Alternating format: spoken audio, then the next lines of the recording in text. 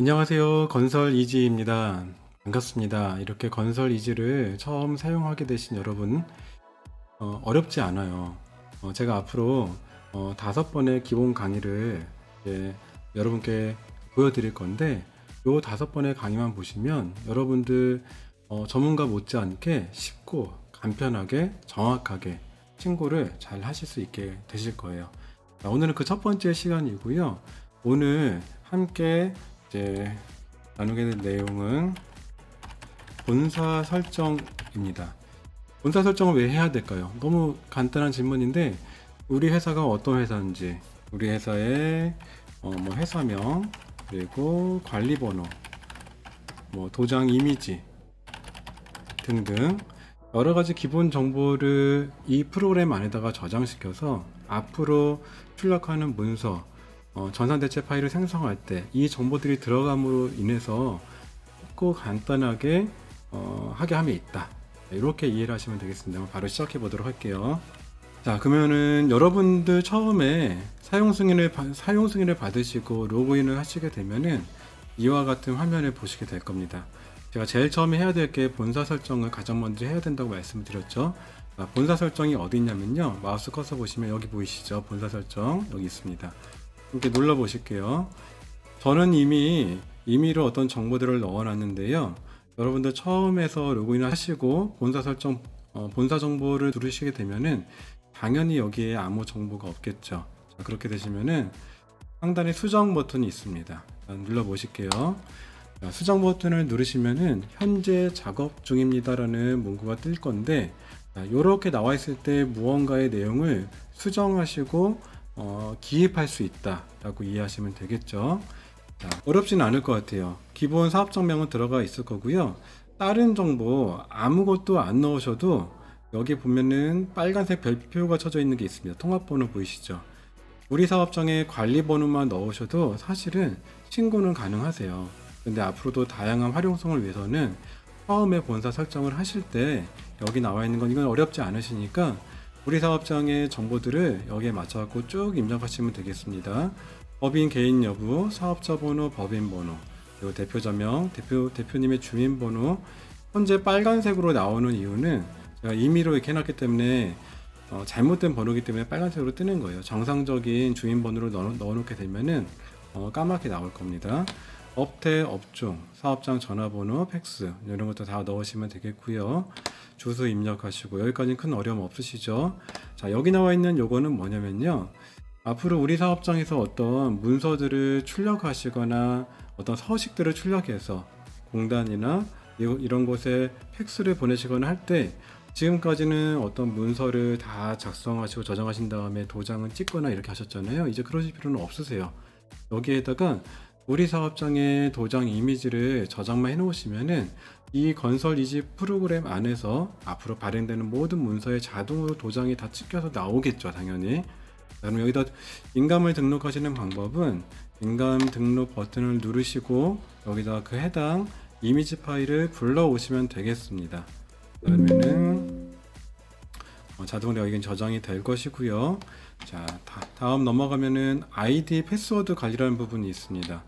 여기 나와 있는 정보들은 여기다가 우리 사업장에서 많이 사용하시는 사이트 있죠. 키스콘이나 공단이나 EDI나 이런 곳에 아이디 패스워드를 여기다 저장해 놓는다고 해서 자동으로 연계되거나 이런 의미는 아닙니다. 이런 거는 아니고요. 자주 사용하는 사이트에 아이디 패스워드를 여기다가 입력을 해 놓게 되시면은 나중에 이쪽에 보이시죠? 여기서 내가 언제든지 항상 건설이지 프로그램을 사용하시다가 여기서 해당 사이트에 아이디 패스워드가 여기가 떠 있을 거예요. 그럼 여기서 예를 들어서 일단 사업자 번호다. 여기서 더블 클릭을 하시거나 드래그 하신 다음에 컨트롤 C를 하시고 사용할 곳에다 컨트롤 V를 하시면은 자동으로 들어가니까 훨씬 더 쉽고 간편하게 사용하실 수 있으실 거예요. 그래서 자주 사용하시는 아이디 패스워드가 있다. 그러면 여기다가 입력을 해 놓으시면 되겠고요. 다음 넘어가겠습니다. 여기 보면 지급조서 관리라고 되어 있는데요. 자, 요건 어떤 의미냐면은 우리 사업장에서 건설 일용직들에 대한 근로 내역 신고를 진행을 하시고 그리고 세무적으로 지급조서 신고라는 거를 매월마다 지금 하게끔 되어 있죠. 이거를 진행하실 건데, 우리 사업장에서 자체적으로 지급조서 신고를 하시는 사업장이 있다고 한다면은 저희 건설이지 프로그램을 사용하시면 굉장히 유용하실 거예요. 그런데 자체적으로 진행하지 않으시고 세무 대리인을 통해서 신고하시는 경우에는 사실 큰 의미는 없겠습니다. 그래서 만약에 사업장에서 자체적으로 지급조서 신고까지 하는 사업장이다 라고 할 경우에는 우리 사업장을 관할하고 있는 관할 세무서 지정해 주시고요. 자, 신고 구분, 근무월, 지급월 어떤 차이인지 아실까요? 어렵지 않으신데 이번 달에 일한 노임에 대해서 당월 말일이 되겠죠. 당월에 일용직한테 급여를 지급하는 경우에는 근무월이 될 것이고, 지급월은 전월에 일했던 내역을 이번 달에 5일이 됐던 10일이 됐던 지정된 날짜에 이렇게 이거래 지급하는 경우에는 신고 구분이 지급월로 들어가게 되겠죠. 체크해 주시고, 주민세 계산은 일반적으로 보통 소득세 10% 구간 체크해 주시면 되겠고, 간혹 1계산 하는 경우에는 여기 맞춰서 체크를 해주시면 되겠습니다. 우측에 일용근로 대체 여부라고 나와 있는데 예, 아니요. 어떤 의미인지 아실까요? 일용직 근로내역 신고, 근로내용 확인 신고, 고용보험 신고를 할 때 그 신고를 기준으로 해서 지급조서 신고까지 대체하겠다라고 이렇게 할 수 있는 거 알고 계시죠? 이렇게 신고하시기를 원하시는 경우에는 여기다가 예라고 체크를 해주시게 되면은 고용보험 신고 관련된 전산대체 파일이 생성이 될 때 이렇게 신고가 되게끔 해당 부분이 체크가 돼서 반영이 되게끔 되어 있습니다. 근데 대부분은 이렇게 병행해서 하시지 않는 경우가 많아요. 왜냐면은 뭐 외국인도 있고 여러 가지 좀 미일치하는 부분들이 있기 때문에, 그래서 이렇게 하시지 않는다고 한다면 여기든 아니요라고 그냥 이렇게 놔두신 상태로 넘어가면 되겠습니다. 자, 우측 한번 살펴보도록 할게요. 우측에 보면은 사후정산 관리라고 되어 있는데요. 이건 뭐냐면은 우리 사업장의 건강연금 있죠. 현재로 따지게 되면은 현장별로 해서 8일 이상자가 발생이 됐을 때 이 사람들에 대한 건강연금 취득 상실 변경에 그 기준을 어떻게 갖고 갈 것이냐, 그 기준을 지금 물어보는 거거든요. 우리 사업장에서 원력 기준으로 하고 있다. 다시 말해서 최초 일용직이 입사한 날짜가 언젠지 상관없이 그냥 한 달 기준으로 봐서 한 달에 8일 이상이면 우리 무조건 취득을 할 것이고 8일 미만이면 상실을 한다라는 이런 원력 기준 방식으로 하고 있는 사업장일 경우에는 여기 나와 있는 것처럼 취득일을 1일, 상실일 1일, 국민건강 원력 기준에 체크를 해주시면 되겠고요. 그런데 저는 이왕이면은 공단의 매뉴얼에 보면은 신고하는 기준이 기산일 기준이라고 나와 있습니다. 잘 알고 계시죠? 이렇게 프로그램을 사용하지 않으면 사실 기산일 기준으로 관리하는 게 불가능해요.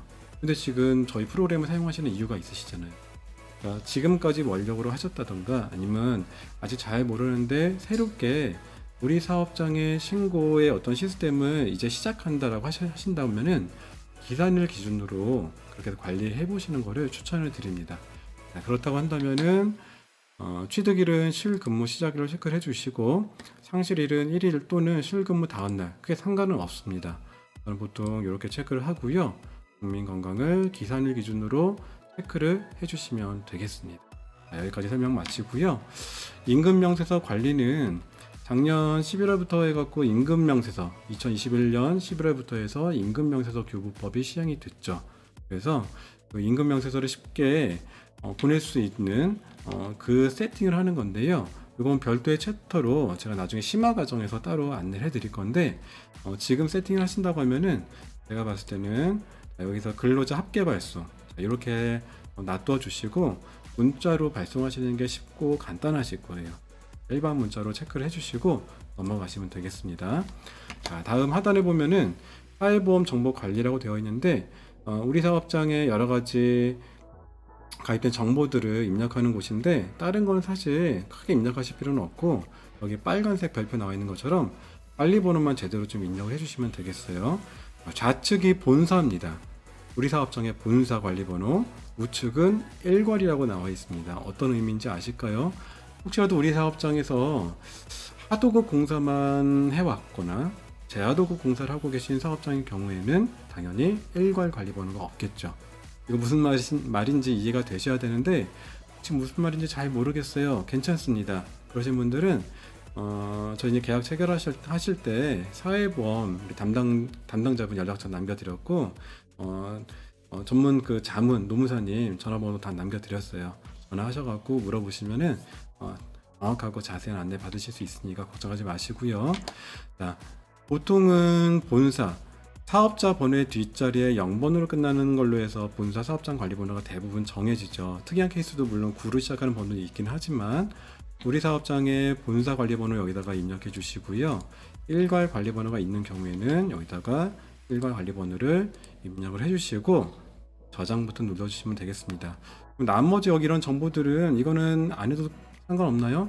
상관은 없어요. 상관은 없는데 이왕이면은 처음에 본사 설정을 하실 때 해주시면 좋아요. 여기 있는 정보들은 언제 필요하냐면요. 여기 좌측에 보면은 보험료 고산이라는 메뉴가 있는데 우리 건설 사업장은 매년 3월 31일까지 근로복지공단의 고용산재보험의 배산보험료와 확정보험 신고를 하게끔 되어 있죠. 저희 건설이지 프로그램을 사용하시면 이것마저도 굉장히 쉽고 간단하게 진행이 가능하세요. 이걸 하기 위해서 필요한 정보들이 바로 여기 나와 있는 이런 업종이나 성립을 이런 것들을 입력을 해줘야 되는 부분이 있습니다. 그래서 이거는 그럼 어떻게 확인하면 되나요? 확인하는 방법은요. 토탈 사이트 알고 계시죠? 토탈 사이트에 이제 인증서로 로그인 하신 다음에 정보 조회 쪽에 들어가셔갖고 사업장 총괄 카드라고 있습니다. 해당 부분을 클릭하시면은 나와 있는 것처럼 성립일, 업종 코드 번호 이런 것도 다 나와 있으니까 그것을 이제 참조하셔갖고 여기다가 입력해 주시고 저장 버튼을 눌러주시면 이렇게 정상적으로 저장되었습니다 라고 해서 이제 앞으로 신고 업무를 할 수 있는 우리 사업장이 어떤 사업장인지 정보를 등록하는 과정이 마무리되게 되겠습니다. 어렵지 않으시죠? 여기까지 잘 따라오셨고요. 두 번째, 다음 이제 두 번째에서는 엑셀, 그러니까 우리 일용직의 노임을 어떻게 하면 쉽고 간단하게 업로드를 할 수 있는지 그 세팅을 하는 방법을 안내를 해드릴게요. 자, 다음 시간에 다시 뵙겠습니다. 수고하셨습니다.